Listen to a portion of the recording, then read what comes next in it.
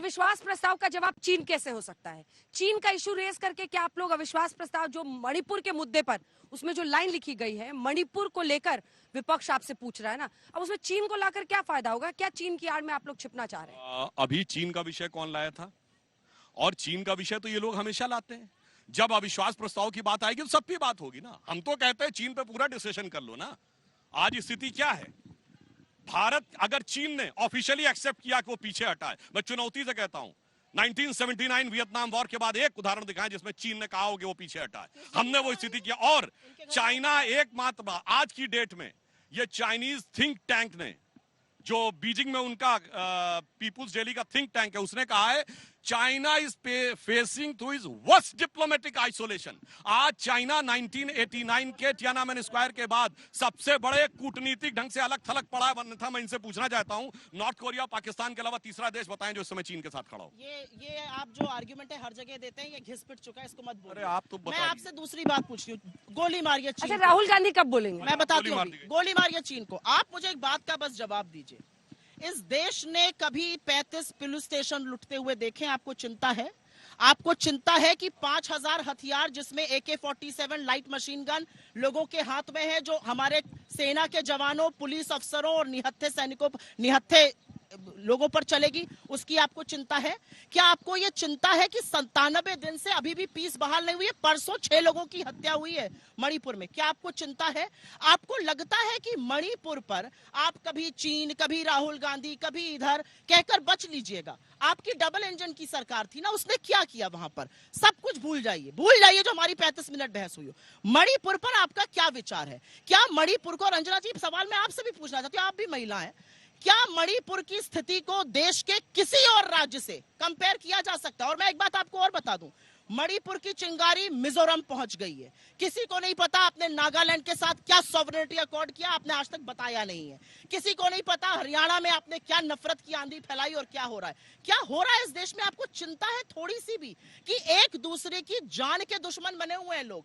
और 97 दिन में अभी भी इस देश के मुखिया, इस देश के चुने हुए प्रधानमंत्री ने न शांति की अपील की है, न संवेदना का एक शब्द कहा है। और एक बात मैं और कहना चाहती हूँ, राहुल गांधी आप बता रही थी, कब मैं बोलेंगे? बता रही हूँ, बहुत लंबा बोले तो 10 सेकंड तो मुझे दीजिए। इन्होंने बोला कि भाई फलाने की चर्चा हो, ढिमकाने की चर्चा हो, सबकी चर्चा हो तो करिए ना चर्चा। आप लोग ब्रजभूषण शरण सिंह को बचाते रहे, उसकी चर्चा करिए। अंकिता भंडारी का जो जिस तरह से हत्या हुई, उसको जिस्म फरोशी में आपके नेता का लड़का ढकेल रहा था, उसकी चिंता हो। सेंगर को अंतिम क्षण तक बचाते रहे, उसकी चर्चा हो। सबकी चर्चा हो, लखीमपुर की चर्चा, हर चीज की चर्चा हो। लेकिन असलियत यह है कि जिम्मेदारी से मुंह मोड़कर भागने वाली आजाद भारत में पहली सरकार आपकी है और इसीलिए लोग आपके खिलाफ उठ खड़े हुए। ये डर जायज है, डर अच्छा है। राहुल जी की बात पर आपने कहा कांग्रेस को कुछ वक्त मिला है बोलने का, और अभी 2 लोग हमारे यहां से बोले हैं, मनीष तिवारी जी और गौरव गोगोई जी, और हम अपने टाइम का पूरा उपयोग करेंगे और राहुल गांधी जी इस पर जरूर बोलेंगे, क्योंकि वो एक ऐसे राजनेता है जो वहां पर गए हैं, लोगों से मिले हैं, उनके आंसू पोंछे, उनको विश्वास दिलाया है और अंत में राजनीति नहीं करी, ये कहा कि सिर्फ और सिर्फ शांति एक समाधान है, जो हमारे देश के चुने हुए प्रधानमंत्री नहीं कह पाए। इस बात का अफसोस है मुझे। सुधांशु जी इसका जवाब। देखिए, पहले तो एक बात ये रही कि चीन को लेकर भारतीय जनता पार्टी को गाली देने वाले लोगों के मुंह से अब ये निकला चीन को गोली मारी है, क्योंकि अब पता है कि चीन के मामले में बात करना संभव नहीं है। मणिपुर पे आते हैं, हम मणिपुर बीच में मैंने तो बता दिया। वो भैया चीन की सेना को खाना खिलवाए थे बीच में। अरे वो तो झूला ऐसा झूला दिया मैंने। बीच में नहीं, प्लीज सुप्रिया जी। हाँ, अब सुनिए, मणिपुर के ऊपर आते हैं। अभी इन्होंने भी बोला और अभी आप जो मनीष तिवारी जी को दिखा रहे थे, उन्होंने कहा इसका प्रभाव पूरे नॉर्थ ईस्ट पे पड़ता है। और मैं दर्शकों से कहूंगा, रिमाइंड करके देखिए, सुप्रिया जी ने बोला ऐसा कभी हुआ है? ये कह रहे हैं ऐसा पहली बार हुआ है नॉर्थ ईस्ट में। ये मणिपुर में 93 में क्या हुआ था? 8 महीने की हिंसा, 6 महीने के ब्लॉकेड, 97, 2006, 2012। और नॉर्थ ईस्ट में बचपन से सुनते आ रहे हैं नागा एकॉर्ड। या असम एकॉर्ड किसके जमाने में हुआ? राजीव गांधी जी के जमाने में। वो आज पहली बार हो रहा है क्या? और इन्होंने कहा कि कभी पहले ऐसा हुआ हो सेना के साथ। मैं याद दिलाना चाहता हूं दर्शकों को, इस देश में एक स्थिति ऐसी भी आई है जब असम राइफल्स की सेना की पूरे के पूरे हथियार लूट लिए गए।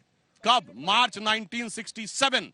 और सेना मिजोरम में घुस नहीं पा रही थी और आखिर में मिजोरम में इंदिरा जी की सरकार ने एयरफोर्स से रेड कराई और 1 दिन की एयरफोर्स की बम्बार्डिंग के बाद भी वो स्थिति नियंत्रण में नहीं आई। 6 दिन एयरफोर्स पे बम्बार्डिंग हुई और उस समय मिजोरम असम का हिस्सा था। असम विधानसभा में यह विषय उठाया गया, सरकार ने कहा कि हमने खाना गिरवाया है और असम विधानसभा में बम के खोखे दिखाए गए। इसलिए मैं पूछना चाहता हूं, जब आप कभी नहीं हुआ पूछें तो बताइए इस देश में कभी ऐसी स्थिति कि अपने क्षेत्र में एयरफोर्स से बम्बार्डिंग करानी पड़े। इसलिए मैं कह रहा हूं जब कभी वर्ड बोले कांग्रेस वाले तो बहुत सोच के बोलना चाहिए। राहुल गांधी जी की भी स्थिति से शिक्षा लीजिए, वाणी एक अमोल है जो कोई बोले जान, ये तराजू तौल के तब मुख बाहर आने। मगर आप लोग तो बोलने तौलने से पहले 100 बार बोल चुके होते हैं, ये बहुत बड़ी समस्या है। मैं आपकी इस बात का जवाब दे देती हूं क्योंकि इतिहास को आप लच्छेदार बातों में झूठ परोसते हैं। आपकी ये आदत है, पुरानी आदत है, जाते जाते जाएगी नहीं। आपने असम अकॉर्ड की बात करी। जब राजीव जी ने असम अकॉर्ड साइन किया था, हमारी वहां पर सरकार थी, उस सरकार को बर्खास्त किया और असम अकॉर्ड साइन करने के बाद पुनर्चुनाव कराए। मिजो अकॉर्ड, लालडेंगा जी से समझौता हुआ, हमारे मुख्यमंत्री ने रिजाइन किया, इंटरिम मुख्यमंत्री लालडेंगा जी को बनाया। ऐसे अकॉर्ड साइन होता है, ऐसे विश्वास पाया जाता है। आप बात कर रहे हैं बहुत दूर की, 2000, आप 1985 और 86 भूल जाइए। 2012 कोकराझार में दंगे हुए, देश के प्रधानमंत्री डॉक्टर मनमोहन सिंह, हाँ वही डॉक्टर मनमोहन सिंह जी जो 90 साल की आयु में अपना लोकतांत्रिक धर्म निभाने के लिए कल सदन में मौजूद थे, वो गए, उन्होंने मीडिया से बात करी और आकर सदन में वक्तव्य दिया। आपके प्रधानमंत्री अटल जी 2002 के दंगों के बाद शाह आलम के गुजरात के कैंप में गए, लोगों से मिले और राजधर्म याद दिलाया। आप क्या कर रहे हैं? फ्रांस, अमेरिका, खाड़ी, इजिप्ट, हर जगह हवाई जहाज घूमेगा, बस एक और नहीं मुड़ेगा और उस एक और का नाम है मणिपुर। हर चीज पर बात करी जाएगी, हीरा से लेके शॉल गिफ्ट किया जाएगा, लेकिन मणिपुर पर नहीं बोला जाएगा। मैं तो ये जानना चाहती हूं, सब कुछ भूल जाइए, इस देश के प्रधानमंत्री को देश ने चुना क्यों है?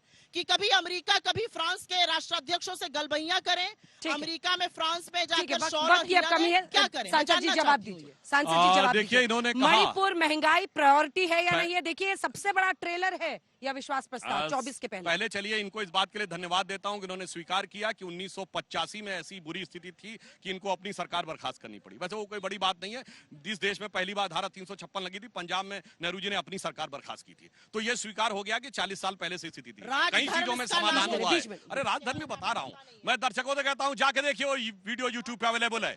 जो ये कहते हैं कि अटल जी ने कहा राजधर्म का पालन कर रहा हूं, उसके बाद मोदी जी ने कहा वो कर रहा हूं, अगला सेंटेंस अटल जी का था मुझे विश्वास है ये यही कर रहे हैं। ये है इनकी फेक न्यूज फैक्ट्री। मैं सबसे कहता हूं जाके यूट्यूब पे देखिए। दूसरी बात, आज की डेट में आप देखिए, बीच में नहीं, सुप्रिया जी प्लीज, वो आप देख ही रहे, जो शाउटिंग मैच करते हैं उनको करने दीजिए। यहाँ पे आज तक पे शाउटिंग मैच को जाके तय करने दी। दूसरी, आज बोडो समझौता हुआ कि नहीं?